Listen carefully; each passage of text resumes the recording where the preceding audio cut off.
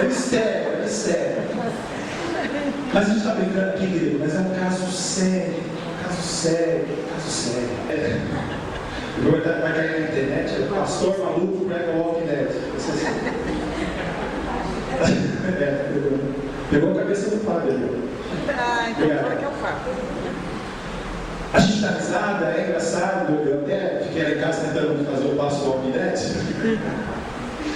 Mas infelizmente é uma condição que muitos dentro da igreja estão vivendo. Tem a vida de Jesus dentro dela, mas caminham como Walking Dead.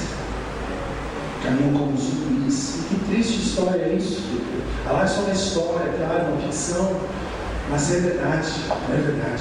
Quem não tem Jesus como seu Senhor, aí sim vai passar a eternidade sendo comido de bicho. Quem não dá o dízimo na igreja é comido de bicho. Não foi eu que inventei essa canção não, viu? Essa canção lá. Quem não dá glória a Deus é comido de bicho. Nós fizemos um intensivo dessa canção lá no Obrigado, meu querido. Você não vai ser comido de bicho, viu? Graças a Deus. Fizemos um intensivo lá no retiro, lá dessa música que o pessoal está esperto, hein? O Júnior lá fez uma versão nova, eu estou ficando doce, viu, gente? Ele fez, estou ficando salgado.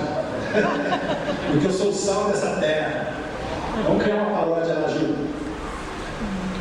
Mas existem muitos Walking Dead. Eu peguei esse versículo, aí o Senhor, mesmo nessas visões que Deus estava me dando, mostrando, em meio ao medo lá dos trovões, achando, Senhor, agora vai acabar o mundo mesmo, e o Senhor colocando isso no meu coração, ele me levou até o Salmo 132. Davi aqui, esses 5 primeiros versículos, na verdade o Salmo é uma compilação, os salmistas fizeram lembrando da história de Davi. Davi, ele se propôs a não dormir mais, ele se propôs a não descansar mais o seu corpo, enquanto ele não encontrasse ou fizesse o lugar da habitação de Jesus, da presença de Deus. Na verdade, por duas coisas, aconteceram duas coisas. Quando a arca foi levada, a Bíblia fala que Davi não descansou enquanto não recuperou a arca.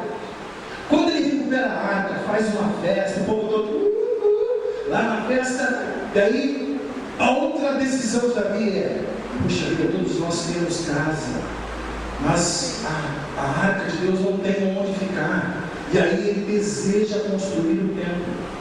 Mas aí Deus vai até ele e fala assim: você não vai construir o templo porque as suas mãos são sujas de sangue, mas o teu filho vai. Mas até Deus dar essa resposta, até Deus dar esse descanso para Davi, eu acho que Davi viveu os dias de Walking Dead, porque aqui está falando que ele não descansou a pálpebra dos seus olhos. E aí Davi, rei, então, se ele não dormia, ou se ele dormia, ele estava não dormir, né? A vida era difícil de rei, acordava de madrugada, umas 10 horas mais ou menos, né? E aí já ia ter que sentar no trono, vida difícil, dar algumas ordens, comida à vontade, né? Vida difícil de rei. Não foi bem assim, né? Ele saiu da guerra, era valente do Senhor. Mas eu imaginava que ele voltava das guerras e falava: a casa de Deus não tem onde ficar, não tem uma casa para ele. Davi então se tornou esse Walking Dead, mas com um propósito, que ele queria um lugar da habitação de Deus.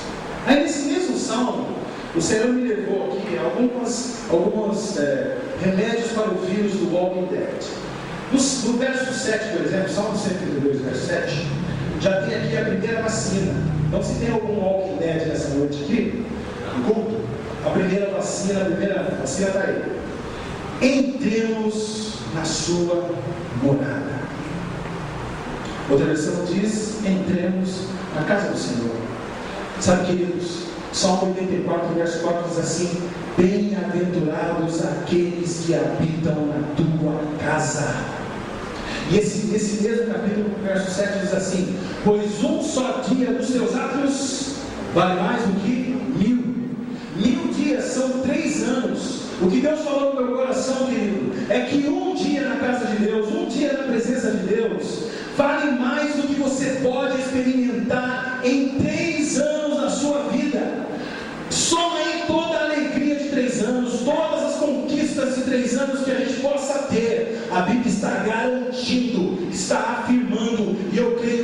poderosa palavra de Deus. Um dia que eu passar nos atos do Senhor vale mais do que esses 3 anos. Que eu fui promovido, que eu passeei com a minha família, que eu tive vitórias. A Bíblia fala que na casa de Deus vale mais do que esses 20 anos. E não vou contar os anos terríveis que a gente passa, né? Os anos que a gente quer que acabe logo. Então, a primeira coisa que eu entendo aqui, querido, é a alegria, como diz o Salmo 122. A alegria que quando me disseram, vamos à casa do Senhor. Vamos à casa do Senhor. Vamos à casa do Senhor. Alegrei quando me disseram. Porque a Bíblia fala, tem vários, Salmo 122, Salmo 133, fala que o Senhor ordena a sua bênção ali. Hebreus 13 fala que é para nós não deixarmos congregarmos. Por isso, também se escolheu então que domingo é o dia do Senhor. Você não pode estar em nenhum outro lugar, a não ser na casa de Deus. Vocês sabem disso, a gente sempre prega isso também, a gente fala isso. Quero ter tempo com a minha família, poder descansar no final de semana, né? Vou falar no culto, vai estar com a minha família. Mas pelo amor de Deus, estar com a família não significa você na hora do culto estar lá assistindo Faustão, o marido e a esposa assistindo Faustão e os filhos na internet nos quartos separados. Que tipo de qualidade com família é esse? Mas se você falar, não, mas eu fui passear, fomos para uma churrascaria, para uma cachoeira, fizemos lá, e eu tive um tempo, orei com os meus filhos, e nós nos abraçamos, e nós falamos, glória a Deus. Mas trocar a presença de Deus para assistir um jogo de futebol, para assistir qualquer outra coisa, meu querido, misericórdia. Estamos a caminho de virar Walking Dead. Vou fazer pergunta ao contrário, quem quer ser Walking Dead nesses dias? Quem quer virar Walking Dead? Alguém que vem, né? Graças a Deus. Mas se tiver um Walking Dead aqui, vai ser curado em nome do Senhor Jesus. No verso 7 continua ainda, ó. Adoremos ante ao estrado dos seus pés. Escabelo, diz uma outra versão. Sabe o que é escabelo? Eu quando li minha vez, chamei alguma coisa de cabelo. Escabelo, o estrado, é uma pecinha de madeira que eles colocavam uma almofada bem gostosa, que era para onde o rei, ao sentar no seu trono, pudesse descansar os seus pés. Aliás, hoje em dia, muitas pessoas têm problema na coluna, trabalham sentado, o médico orienta para se fazer lá um escabelo, para se fazer lá um descansinho, para que a pessoa possa colocar o pé e trabalhar dessa forma. Um descanso. Mas em outra versão diz que é para nós nos prostrarmos ante o trono de Deus. Para a gente não virar Walking Dead nesses dias, querido, a gente tem que se prostrar na presença de Deus todos os dias. Porque se nós nos prostrarmos diante de Deus, nós estaremos de pé diante das dificuldades. As dificuldades não nos vencerão. E aí se cumpre em nós a palavra de Deus, que sobre todas as coisas somos mais que vencedores. Amém? Mas se eu não buscar uma fonte, se eu não buscar a minha energia, a minha força, que é Jesus Cristo, eu vou me tornar um morto vivo em sociedade. Verso 9, Salmo 132. Vistam-se de justiça os teus sacerdotes. Quem são os sacerdotes do Senhor nesses dias? É o Senhor, pastor? É o Senhor. O Senhor que se vire aí. Não. A Bíblia fala, Pedro fala para nós em 2 Pedro 2,9, que ele diz assim que nós nos tornamos sacerdotes reais. Todos nós somos sacerdotes e sacerdotisas do Senhor. E sabe qual é a função do sacerdote? Que a gente sempre fala aqui também? O sacerdote pega as coisas dos humanos, dos homens, e leva para Deus, apresenta para Deus. O pai da família, que é o sacerdote principal da família, o pai pega lá e fala assim: Senhor, perdoa minha esposa, leva aqui um pouquinho, dá força para ela, né? Perdoa o tempo dela, é assim, não? Não, a esposa é fraca, estou falando assim, só um exemplo. Perdoa o pecado dela, Senhor, perdoa o pecado dos meus filhos, perdoa o meu pecado. O sacerdote apresenta essas coisas. Nós somos sacerdotes. Alguma situação errada na empresa, você é o sacerdote de Deus, Senhor, meu chefe não te conhece, mas eu vou orar aqui agora em nome do Senhor Jesus, e o Senhor vai fazer acontecer alguma coisa nessa empresa que o Senhor vai mover. Apresenta para Deus, sacerdotes. Os sacerdotes aqui, há uma lei para eles se vestirem de justiça. Significa que nós devemos praticar a justiça de Deus, onde nós vimos o que nós vamos fazer em tudo. Marido praticando com a esposa atos de justiça, esposa com o marido, pais com os filhos, filhos com os pais, do trabalho, aonde quer, se a gente vê alguma injustiça, vamos praticar a justiça, fazer o bem, fazer o bem. Cada vez que nós praticamos a justiça, somos revestidos da justiça de Deus. Mas cada vez que nós omitimos ou cometemos a injustiça, somos despojados da justiça de Deus, e aí nos tornamos walking. Mas quando somos revestidos da justiça de Deus, nos tornamos cada vez mais vivos para aquele que nos amou. Aleluia. Fala para o irmão, vista-se de justiça.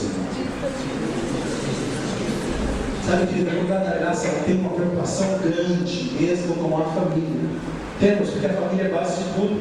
Mas essa pregação não é só para os pais, para os filhos, é para os adolescentes, é para os jovens, são para nós, todos nós. Todos nós. Todos nós.